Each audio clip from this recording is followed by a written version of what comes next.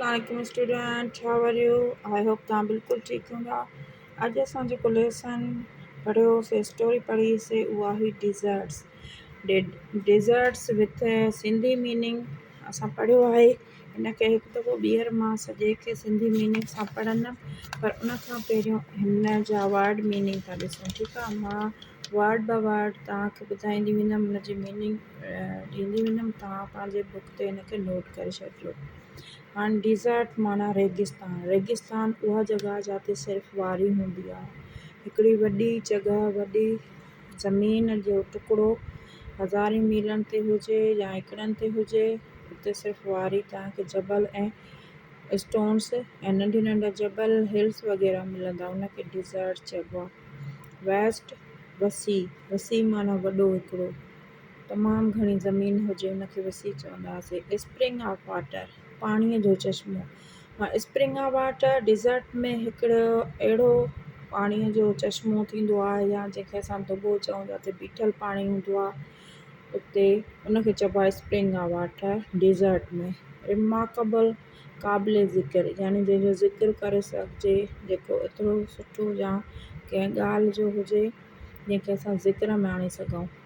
Oasis, नख़लिस्तान। नख़लिस्तान dessert में हिकु अहिड़ी जॻह जिते तव्हांखे पाणी मिले ऐं थोरी ग्रीनरी हुजे, नंढा वण ॿूटा ऐं थोरी सावक हुजे। क्विंच माना विसाइण। छा थींदो आहे, जॾहिं असांखे थ्रस्टी हूंदा आहियूं, ईअं लॻंदी आहे कि उनखे घटण जे लाइ, ख़तमु करण जे लाइ उनखे चवंदासीं क्विंच। स्ट्रेच, स्ट्रेच माना ड्रिघो करणु, कंहिं शइ खे छिकणु, ड्रिघो करणु। सफरिंग, तकलीफ़, कंहिं ॿी शइ मां जेका असांखे तकलीफ़ मिले थी उनखे असां तकलीफ़ चवंदासीं, सफरिंग। सफरिंग माना तकलीफ़। एक्सपोज्ड, बेनक़ाब, ॿाहिरि कढणु, बेनक़ाब। कनवर्ड माना ॻाल्हि ॿोल कई, कनवर्ड। ग्रेविल माना बजरी, बजरी जेका ज़मीन जॻहुनि खे ठाहिण में कमु ईंदी आहे। सी शेल्स, समुंड जा गोला, यानी समुंड मां सुकी करे जॾहिं समुंड ख़तमु थी वञे, जेका उतां अंदरि जी जेका वारी आहे उहा सख़्तु हुजे, उनखे सी शेल्स चवंदासीं। बेसिन माना हौज़, जंहिं हिकिड़ो टब वांगुरु हूंदो आहे जंहिंमें पाणी भरियल हुजे, उनखे हौज़ चवंदासीं।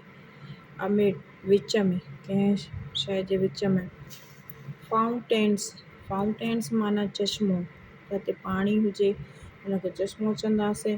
इनहेबिटेड, आबाद, जिते इंसान रहंदा हुजनि। सर्व, ख़िदमत करणु।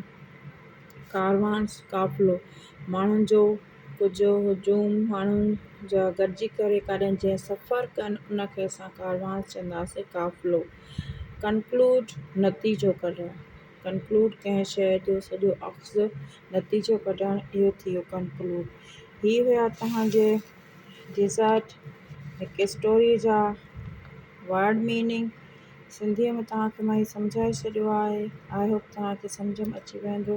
हाणे हुन लेसन जी असां रीडिंग कंदासीं विथ सिंधी मीनिंग।